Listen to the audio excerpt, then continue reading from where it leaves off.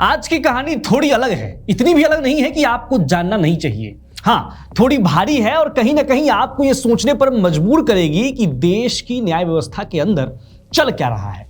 मामला एक जज का, एक ऐसे जज का जिसने खुद ही अपने पद से इस्तीफा दे दिया। नाम है justice Yashwant Verma, Allahabad high court के जज। लेकिन कहानी सिर्फ इस्तीफे तक सीमित नहीं है, इसके पीछे है एक आग, एक जले हुए नोट के बंडल, एक जांच, एक ट्रांसफर और संसद तक पहुंचा विवाद। तो पूरा मामला समझते हैं शुरुआत से। नमस्कार, मेरा नाम आशित प्रकाश है और आपने देखना शुरू कर दिया है विट्टी चोखा। तारीख थी 14 मार्च 2025। दिल्ली में जस्टिस यशवंत वर्मा का सरकारी आवास। अचानक वहां आग लग जाती है। आग बुझाई जाती है, लेकिन जब अंदर की स्थिति देखी जाती है तो कहानी यहीं से पलट जाती है। आग के बाद जो चीज सामने आती है वो चौंकाने वाली होती है। बताया गया कि वहां 500 रुपए के नोटों के बंडल जले हुए हालात में मिले। अब ये कोई छोटी बात नहीं थी। एक हाईकोर्ट के जज के घर से इस तरह की बरामदगी जो है सवाल खड़े करती है। यहीं से शुरू हुआ विवाद। सवाल उठे कि ये पैसा कहां से आया, क्यों रखा गया था और अगर ये अवैध था तो इसके पीछे कौन लोग हैं। मामला तेजी से चर्चा में आ गया। इसके बाद अगला बड़ा कदम उठाया गया। जस्टिस यशवंत वर्मा को दिल्ली हाई कोर्ट से ट्रांसफर कर दिया गया, उन्हें इलाहाबाद हाई कोर्ट भेजा गया। ये ट्रांसफर अपने आप में संकेत था कि मामला गंभीर है। हालांकि ट्रांसफर के बाद भी चीजें सामान्य नहीं हुई। 5 अप्रैल 2025 को उन्होंने इलाहाबाद हाई कोर्ट में शपथ ली। लेकिन यहां एक दिलचस्प बात हुई।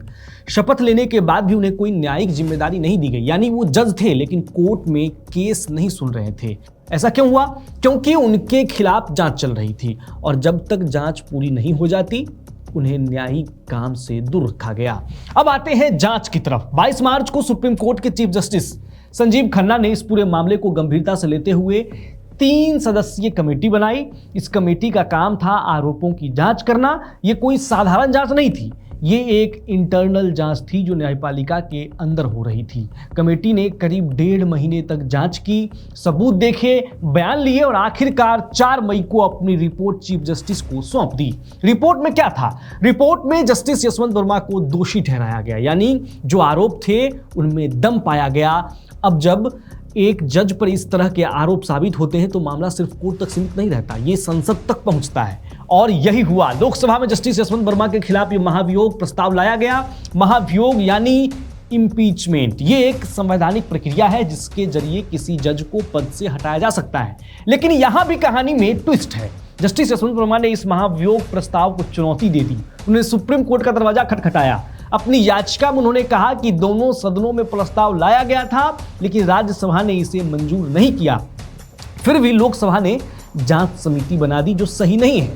इस पर सुप्रीम कोर्ट ने क्या कहा? सुप्रीम कोर्ट ने कहा कि माना कि लोकसभा स्पीकर द्वारा गठित जांच पैनल में कुछ खामियां दिखती है, लेकिन साथ ही कोर्ट ने यह भी साफ किया कि जजेज इंक्वायरी एक्ट के तहत लोकसभा स्पीकर के पास यह अधिकार है कि वो जांच के लिए समिति बना सकते हैं, भले ही राज्यसभा में प्रस्ताव पास न हुआ हो। यहां एक और अहम बात सामने आई। सुप्रीम कोर्ट ने 8 जनवरी को इस मामले में फैसला सुरक्षित रख लिया था, लेकिन जस्टिस वर्मा को जो समय चाहिए था उसे कोर्ट ने बढ़ाने से मना कर दिया। यानी कोर्ट ने साफ संकेत दिया कि प्रक्रिया को आगे बढ़ना चाहिए।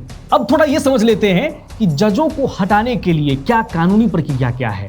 तो आपको बता दें कि 1968 का जो जजेज इंक्वायरी एक्ट है, इसके मुताबिक अगर किसी जज को हटाने का प्रस्ताव संसद के किसी भी सदन में पास हो जाता है तो स्पीकर या चेयरमैन 3 सदस्यों की एक जांच समिति बनाते हैं। ये समिति आरोपों की जांच करती है और अपनी रिपोर्ट देती है। इस पूरे घटनाक्रम के बीच जस्टिस वर्मा ने एक बड़ा फैसला लिया। 9 अप्रैल 2026 को उन्होंने राष्ट्रपति को अपना इस्तीफा भेज दिया। तो यशवंत वर्मा का इस्तीफा तो हो गया, लेकिन अब सवाल यह है कि इस्तीफा क्यों दिया गया? क्या ये दबाव में लिया गया फैसला था? क्या ये एक तरह से महाभियोग की प्रक्रिया से बचने का तरीका था, या फिर ये स्वीकारोक्ति थी कि मामला अब उनके नियंत्रण से बाहर जा चुका है? एक और सवाल उठता है कि अगर जज के खिलाफ इतने गंभीर आरोप हैं और जांच में वो दोषी पाए जाते हैं तो क्या सिर्फ इस्तीफा देना काफी है, या फिर इसके बाद भी कानूनी कार्रवाई होनी चाहिए? यह मामला सिर्फ एक व्यक्ति का नहीं है, ये सवाल उठता है हमारी न्यायपालिका की पारदर्शिता पर, उसकी जवाबदेही पर। क्योंकि जब आम आदमी पर आरोप लगता है तो उसे जांच और सजा दोनों का सामना करना पड़ता है, लेकिन जब एक जज पर आरोप लगता है तो प्रक्रिया अलग होती है, लंबी होती है और कई बार अधूरी भी रह जाती है। इस पूरी कहानी में आग से शुरू हुआ मामला अब इस्तीफे तक पहुंच चुका है, लेकिन क्या यही अंत है या फिर इसके बाद भी कोई कार्रवाई होगी? क्या जांच एजेंसियां इस मामले को आगे बढ़ाएंगी? क्या पैसे के स्रोत का पता लगाया जाएगा? ये सारे सवाल अभी खुले हैं। फिलहाल इतना जरूर है कि जस्टिस यशवंत वर्मा अब जज नहीं रहे, लेकिन उनके मामले में एक बार फिर से ये बहस जरूर उठ रही है कि क्या हमारी व्यवस्था में इतनी ताकत है कि वो अपने ही सिस्टम के अंदर बैठे लोगों को जवाबदेह बना सके, और यही इस कहानी का सबसे बड़ा सवाल है। अब देखते हैं कि इसका जवाब कब आता है, लेकिन ये सवाल बहुत ही गंभीर है। आपको ये रिपोर्ट कैसा लगा? अपनी राय कमेंट बॉक्स में लिखिए। चैनल को सब्सक्राइब कीजिए और देखते रहिए विट्टी चोखा।